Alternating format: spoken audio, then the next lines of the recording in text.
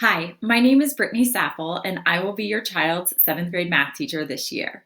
Welcome to Davis and what is certainly going to be an interesting school year together.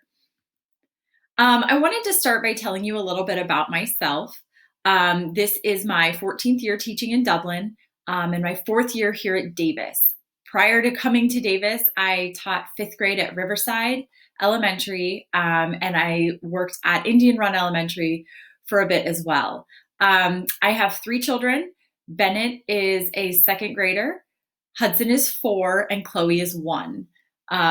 So all of you who have made it past these phases, I might need some help. This is definitely a lot of energy, but also a lot of fun. It's been nice to be home with them over the summer and get to do all those fun things. So shifting to our math class this year, things are going to look a little different. Traditionally, we use a math workshop model. So what you're looking at would normally happen in one class period. So typically we would start with some sort of intro warm-up. We'd shift into that mini lesson. We'd then transition into guided practice, followed by independent practice. We'd have a reflection and the end of the class period. Because of our structure with hybrid and orientation and all the things, we are going to maintain all the pieces of workshop. They just might not be nicely wrapped up into one class period. My vision right now is that the intro and mini lesson will happen in person when they're in my classroom, followed by that guided practice time. And then the majority of the independent practice will happen at home on their asynchronous time. And then when we come back together, we will be able to reflect, review some of that independent practice, and then move on to our next day's learning. So if you can kind of think about it that way, it's going to be a nice little pattern that we're going to work through, because students will have those alternating days where they will be in person and then they'll be at home either in the morning or afternoon. And because of the way the schedule works, I will see students every other day that they are at school. There's more information about that hybrid schedule and the orientation schedule coming, because I know there are a lot of questions around that. Some expectations. So students need to arrive on time. That's either in person or on the Google Meets. They have done a phenomenal job so far of navigating the Google Meet links, arriving on time. I've been very impressed with them, and thank you for all of your support on that. They need to always have a charged Chromebook, again, in person or at home. And I've asked that they have a dedicated math folder. It would be lovely if it had those prongs on the inside, because we do have workbooks that we can take pages out of and clip into those prongs. But if not, that's okay. We can slide them right into the pockets. They also need something to write with. But other than that, I do not need them to have a math spiral notebook or binder. We are going to utilize a lot of resources. Much of it will be housed out of Schoology. So the expectation is that students are going to check Schoology as their primary source. And then if we need to link them out of there for a different resource, they will link from Schoology. That is also where they will find any assignments. Most all assignments then will be able to be submitted through Schoology. That's where they can check their grades. It's also where I keep class period by class period attendance. If you do not know, parents, how to set up an alert if a student is marked as absent or tardy, I can get you set up with some Schoology resources, but many of our teachers take that attendance within Schoology, so you can go in and view if they happen to be tardy, or I've been using it for our Google Meets over the last 2 weeks as well. My grading policy, I have 3 different categories that all grades will fall within. Summative is going to be those big tests, quizzes, projects. Formative are going to be those smaller things that we're doing, the classwork, the practice. I do a lot of quick checks where I kind of want to see what they know how to do, but they haven't had a lot of time maybe to study for it, so it's not necessarily as big as a test.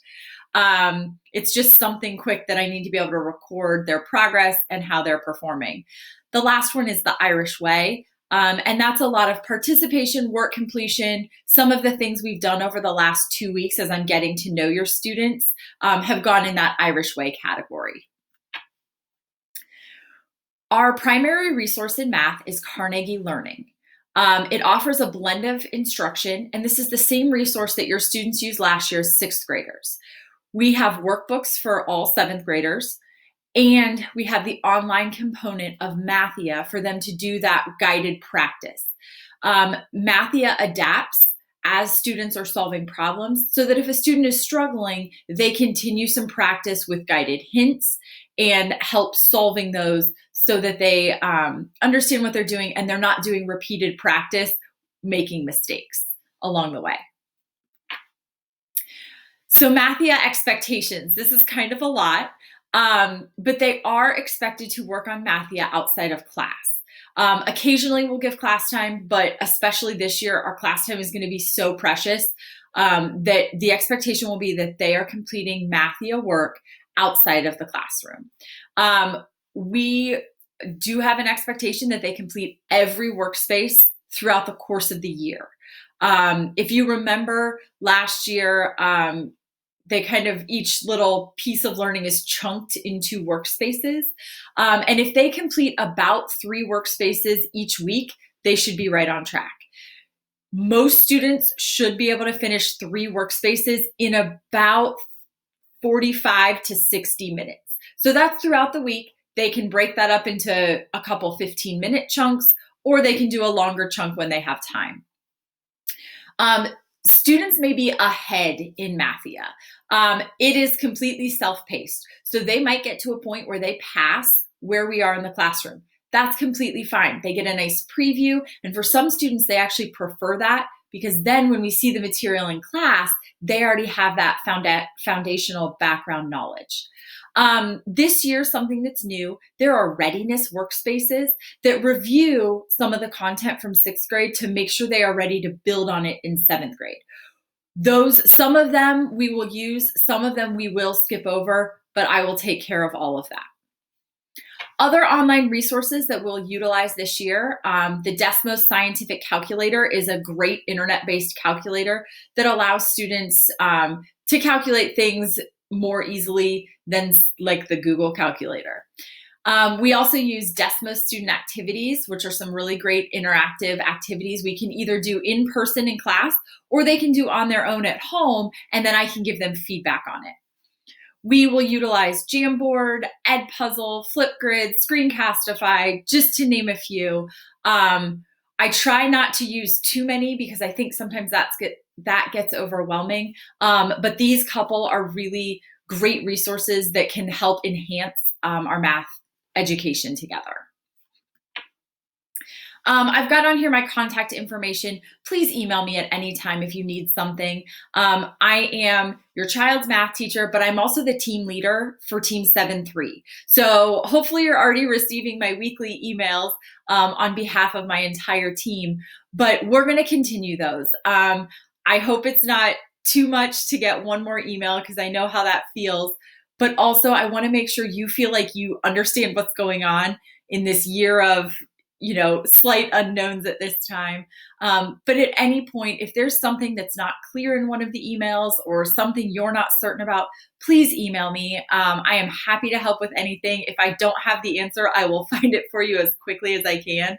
A lot of the technology stuff I have to pass off to someone else who has higher level access than I do.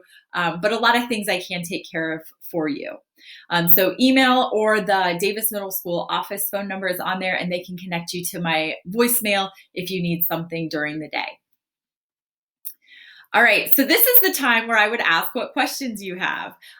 So below, down at the bottom of the page, there's a question form. So if you have questions for any of the Team 7-3 teachers, you can use that same form. And then go ahead and click which teacher the question's for. We'll get it to the right person and we will get your question answered. Again, I feel like there have just been more questions at the beginning of this school year than ever. So please keep asking them. We love that everyone is being so involved and that we're all working together on this. So please let us know how we can help support you and your student throughout the year. I look forward to meeting you all at some point.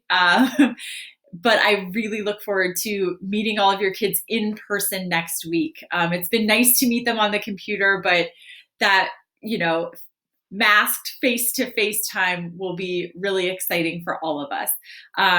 More information will also be coming out about some of the procedures and protocols that your students will have in place when they come into school. Because again, I know some people are a little nervous about it, and we want to make everybody feel as comfortable as possible. I hope you have a wonderful evening. Thank you. Bye.